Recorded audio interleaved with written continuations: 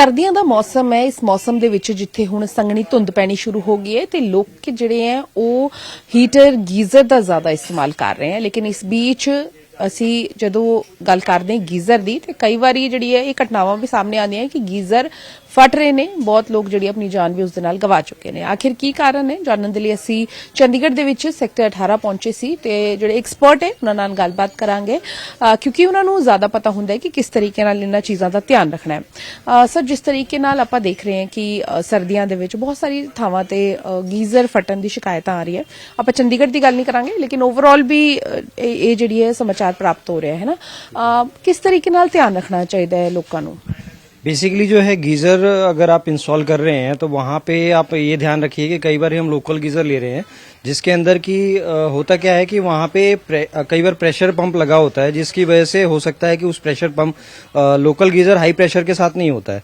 जितने भी अगर ब्रांड गीजर ले रहे हो आप, जैसे हैवल्स हो गया, उषा हो गया, बजाज हो गया, ओरिएंट हो गया, तो वहाँ पे गीजर के ऊपर प्रेशर वार लिखा होता है। 8 बार प्रेशर का गीजर लगाना चाहिए। वहां पे अगर आप लोकल गीजर लगा रहे हो तो वहां पे आपका गीजर फटने के चांसेस हो जाते हैं। और कई बार होता है कि शोरा बहुत ज्यादा होता है पानी के अंदर, जिसके अंदर कई बार चंडीगढ़ में तो हम नहीं बात करेंगे, इतना शोरा नहीं है वहां पे। जैसे खरड़ हो गया, आपका जीरकपुर हो गया, डेराबस्सी हो गया, तो वहां के एरिया में पानी में कैल्शियम बहुत ज्यादा है। तो वहां पे अगर हम गीजर लगा रहे हैं लोकल तो वहां पे कई बार ब्लॉकेज की दिक्कत आती है जिसकी वजह से गीजर फट सकता है। और नॉर्मली हमें जो है अगर शोरा ज्यादा है तो वहां पे हमें ग्लास लाइन कोटेड लगाना चाहिए जिसकी वजह से कैल्शियम वगैरह जो है वो नहीं जमता। ग्लास लाइन कोटेड जी ਜਦੋਂ ਤੁਸੀਂ ਗੱਲ ਕਰ ਰਹੇ ਹੋ ਉਹ किस तरीके ਨਾਲ ਹੁੰਦਾ है, लाइक ਆਪਾਂ ਕਿਵੇਂ डिफरेंशिएट कर सकते हैं? बेसिकली जो है या हम अगर बात करें टैंक के अंदर एक इनर कोटिंग होती है जिसमें वो ग्लास की कोटिंग की जाती है या कई अलग अलग नाम से कोटिंग होती है वो। तो आप उस बॉक्स पे देख लो, जब भी गीजर ले रहे हो तो आप कस्टमर जिस भी दुकानदार से ले रहे हो तो उससे पूछ लो कि आप ग्लास लाइन गीजर है या नॉर्मल गीजर है, तो कस्टमर दुकानदार अच्छे से गाइड कर देगा। अब इसमें जो है अगर हम बात करें जितने भी ब्रांड बना रहे हैं आज की डेट में वो मैक्सिमम ग्लास लाइन के साथ दे रहे हैं। एक आध मॉडल हैं जो विदाउट ग्लास लाइन आते हैं, नहीं तो मैक्सिमम ग्लास लाइन के साथ आते हैं। 8 बार प्रेशर बार के साथ आते हैं। तो ब्रांड का गीजर लगाओ बेटर है, अगर लोकल गीजर ना ही लगाओ तो ज्यादा बेटर है कि आपको सेफ्टी के सारे फीचर उसमें मिलते हैं। ਇਹਦੇ ਵਿੱਚ ਸਰ ਜਿਵੇਂ ਅਸੀਂ ਏਸੀ ਦੀ ਸਰਵਿਸ ਕਰਦੇ ਹਾਂ ਗਰਮੀਆਂ ਦੇ ਵਿੱਚ, ਗੀਜ਼ਰ ਦੀ ਸਰਵਿਸ ਕਿੰਨੀ ਜ਼ਰੂਰੀ ਹੈ? गीजर की सर्विस अगर हम बात करें तो ये नहीं कि हर साल ही कराना है।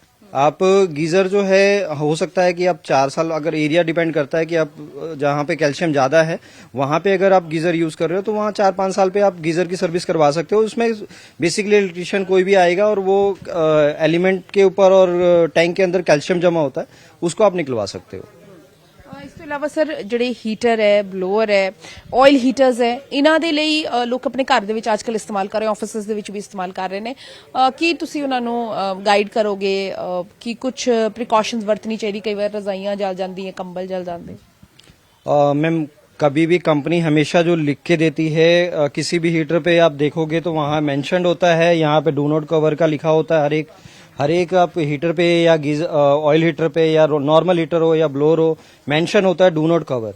तो हमें कपड़े वगैरह इस पे सुखाने नहीं चाहिए। ये हम रख सकते हैं कि अगर सुखा भी रहे हैं तो थोड़ा दूर रख के हम उसके आसपास कहीं रख सकते हैं। तो बट कपड़े सुखाने के लिए कंपनी तो रिटर्न में देती है कि इस पे कपड़े नहीं सुखाने चाहिए। तो अगर कपड़े उसके ऊपर डाल के सुखा रहे हो तो कोई मिसहैपनिंग हो सकती है। अच्छा, कई लोग ब्लोअर अपनी ब्लैंकेट दे अंदर पा देंगे ने। नहीं, वो कभी नहीं करना चाहिए। ब्लैंकेट के अंदर ब्लोअर कभी नहीं रखना चाहिए क्योंकि वहां पे क्या होगा कि जब ब्लोअर को सक्शन चाहिए, वो एयर का सक्शन चाहिए, जब एयर का सक्शन नहीं मिलेगा तो फैन रुक जाएगा और एलिमेंट चलता रहेगा, तो वहां आग लगने का खतरा होता है।